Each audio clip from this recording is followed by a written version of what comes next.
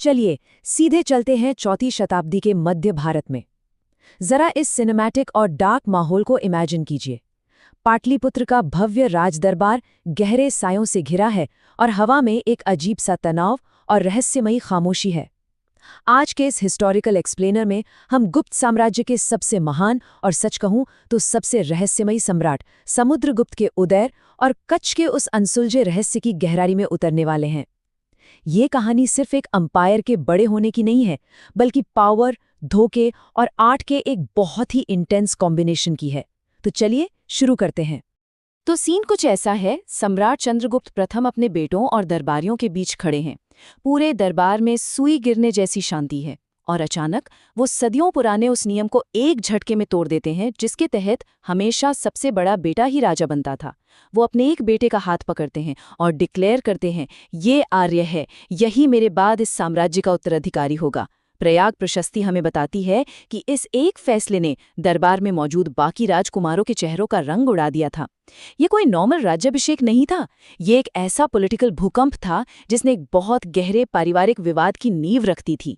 और बस यहीं से इतिहास का सबसे बड़ा और इंटरेस्टिंग सवाल खड़ा होता है कि आखिर ये रहस्यमयी कच्छ था कौन। देखिए, इतिहासकारों को कुछ बेहद अजीब सोने के सिक्के मिले हैं जिन पर कच्छ नाम छपा हुआ है और साथ ही एक बड़ा ही पावरफुल टाइटल लिखा है, सर्वराज उच्छेदता, यानी सभी राजाओं को उखाड़ फेंकने वाला। लेकिन कैच ये है कि गुप्त वंश के ऑफिशियल रिकॉर्ड्स में कच्छ नाम का कोई राजा है ही नहीं, कोई जिक्र ही नहीं। तो भाई, ये रहस्यमयी इंसान था कौन? अब इस मिस्ट्री को डिकोड करने के लिए हमारे पास दो बिल्कुल ऑपोजिट थियोरीज हैं। पहली थियोरी ये कहती है कि कच्छ शायद समुद्रगुप्त का बड़ा भाई था जिसने अपने पिता के फैसले के खिलाफ जाकर बगावत कर दी। वो कुछ समय के लिए गद्दी पर बैठा भी, लेकिन बाद में समुद्रगुप्त ने उसे एक बहुत ही खूनी और हिंसक जंग में हरा दिया। वहीं दूसरी थियोरी, जिसे थोड़ा ज्यादा माना जाता है, वो ये है कि कच्छ दरअसल समुद्रगुप्त का ही असली या पुराना नाम था और जब उन्होंने अपने साम्राज्य को समंदर तक फैला लिया तब जाकर उन्होंने समुद्रगुप्त का नाम अपनाया। तो क्या ये एक खूनी उत्तराधिकार की जंग थी या फिर एक विनर का अपना ब्रांड नया नाम? आप ही सोचिए। खैर, इन सब कंट्रोवर्सीज के बीच एक बात साफ थी, सत्ता पर अपनी पकड़ मजबूत करने के लिए उन्हें चाहिए थी पॉलिटिकल लेजिटिमेसी। और यहाँ देखिए समुद्रगुप्त ने क्या मास्टर स्ट्रोक खेला।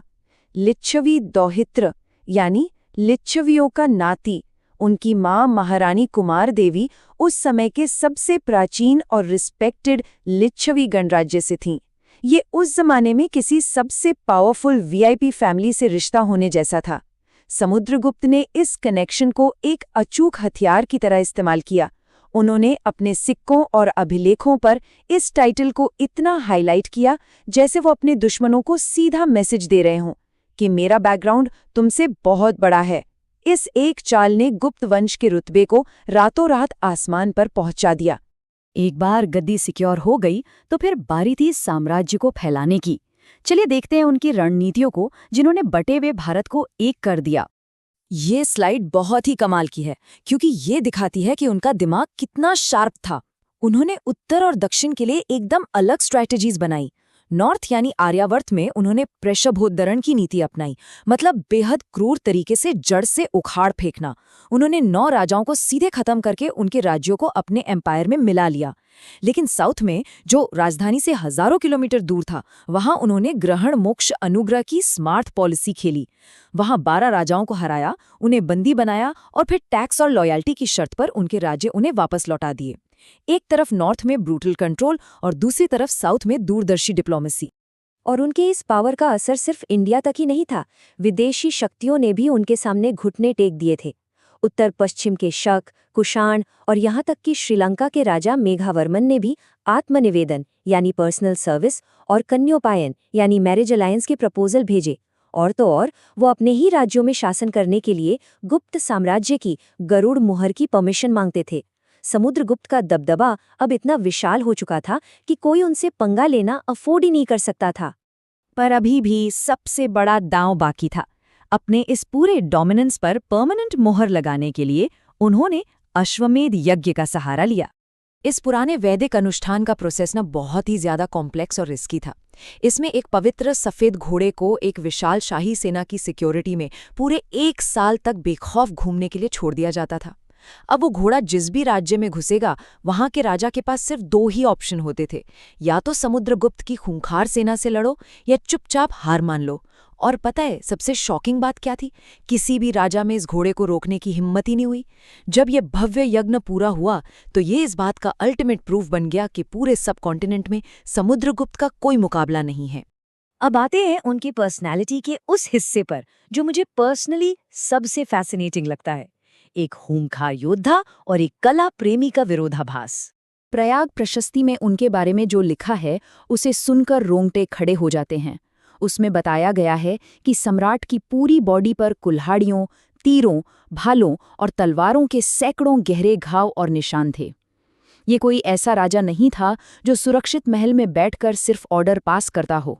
वो एक ऐसा अनडिफीटेड वॉरलॉर्ड था जो फ्रंट लाइन पर जाकर खुद लड़ता था। वो निशान उनके बैटल ग्राउंड के मेडल थे। लेकिन कहानी में ट्विस्ट ये है कि इन्हीं खूनी घावों वाले इंसान ने कविराज यानी किंग ऑफ पोएट्स का टाइटल भी अपने नाम किया था। उनके कुछ बहुत ही फेमस सोने के सिक्के हैं जिनमें उन्हें बड़ी ही शांति से राजसी कपड़ों में बैठकर वीणा बजाते हुए दिखाया गया है। इमेजिन कीजिए, एक तरफ मैदाने जंग का क्रूर योद्धा और दूसरी तरफ एक बेहद सेंसिटिव म्यूजिशियन। उन्होंने बहुत ही सोच समझकर दुनिया के सामने अपनी ये डुअल इमेज पेश की थी। लेकिन जैसा कि अक्सर होता है, इस सुनहरे दौर या गोल्डन एज के पीछे भी कुछ बहुत ही डार्क और खतरनाक साए छिपे हुए थे।